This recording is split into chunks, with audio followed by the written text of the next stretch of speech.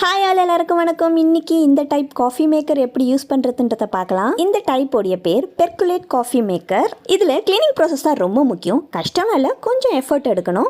இதில் மேலே ஒரு பார்ட் கீழே ஒரு பார்ட்டுன்ட்டு இருக்கும். கீழே இருக்கிற பார்ட்டில் ஒரு குட்டி கப் வரும். அதில் தான் காஃபி பவுடர் போடுவோம். ஆல்ரெடி ஃபில்டரான காஃபி பவுடரை எடுத்துகிட்டு எல்லாத்தையும் க்ளீன் பண்ணிடலாம். நார்மல் டூத் ப்ரஷ் கூட யூஸ் பண்ணலாம். இது ஸ்டீலில் இருக்கிற ப்ரஷ். காஃபி பவுடர் போடுற குட்டி கப்பும் வாட்டர் ஸ்டோர் பண்ணுற லோயர் பார்ட்டை க்ளீன் பண்ணுறது ஈஸி. மேலே இருக்கிற இந்த பார்ட்டில் தான் காஃபி எக்ஸ்ட்ராக்ட் ஆகி ஸ்டோரேஜ் ஆகும். இதை க்ளீன் பண்ணுறது தான் கொஞ்சம் கஷ்டம். இதில் கப் ஷேப்பில் மோல்டடாக இருக்கும். அந்த சின்ன கேப்பில் க்ளீன் பண்ணுறது தான் கஷ்டம். அதுக்கு இந்த மாதிரி ஒரு சின்ன ப்ரஷ்ஷை வச்சு க்ளீன் பண்ணால் மட்டும் தான் முடியும்.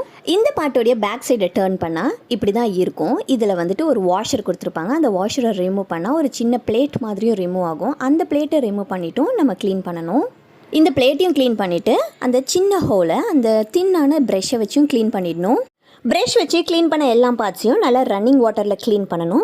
ஃபோர்ஸான ரன்னிங் வாட்டரில் ஜஸ்ட்டு நம்ம வாஷ் பண்ணாலே நுக் அண்ட் கார்னர் எல்லாமே க்ளீன் ஆகிடும். நல்லா க்ளீன் பண்ணியாச்சு. இதை எப்படி யூஸ் பண்ணுறதுனா, லோயர் பார்ட்டில் இந்த மாதிரி ஒரு நாப் இருக்கும். அந்த நாபுக்கு கீழே வரைக்கும் தான் நம்ம தண்ணி ஊற்றணும். பேக் சைடில் வர பிளேட்டையும் வாஷரையும் ஃபிக்ஸ் பண்ணியாச்சு. அந்த நாப் உள் சைடும் இருக்கிறதுனால தண்ணியுடைய லெவல் எவ்வளோன்றது ஈஸியாகவே கண்டுபிடிக்கலாம். அந்த லோயர் பார்ட்டில் தண்ணி ஊற்றுனதுக்கு அப்புறமா காஃபி பொடி போடுற அந்த கப்பை மேலே ஃபிக்ஸ் பண்ணணும். இதில் 4லேருந்து 5 ஸ்பூன் வரைக்கும் காஃபி பவுடர் ஃபில் ஆகும். 5 ஸ்பூன் ஃபில்டர் காஃபி பவுடர் அதில் போட்டுட்டு லைட்டாக ப்ரெஷர் கொடுத்து இந்த மாதிரி ஈவன் அவுட் பண்ணி விடணும். காஃபி பவுடர் ஃபில் பண்ண பிறகு அப்பர் பாட்டை அதில் கரெக்டாக ஸ்க்ரூ பண்ணணும். டைட்டாக ஃபிக்ஸ் பண்ணணும். இல்லைனா அந்த ப்ரெஷர் அந்த கேப்பில் வந்துடும். கேஸ் ஸ்டவ்வில் டேரெக்டாக வைக்க முடியாது. அப்படி வச்சா பர்னரில் ஃப்ளேம் வராது. இந்த மாதிரி ஒரு சின்ன ஸ்டாண்ட் வச்சு அதுக்கு மேலே ரெடி பண்ண காஃபி மேக்கரை ப்ளேஸ் பண்ணியாச்சு.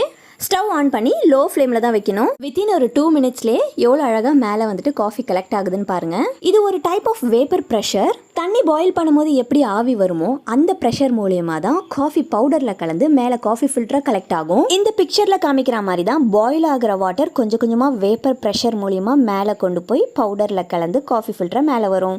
இந்த சவுண்ட் தான் ஐடென்டிஃபிகேஷன். இந்த மாதிரி பபிள் சவுண்ட் வந்ததும் கேஸ் ஸ்டவ் ஆஃப் பண்ணிடலாம்.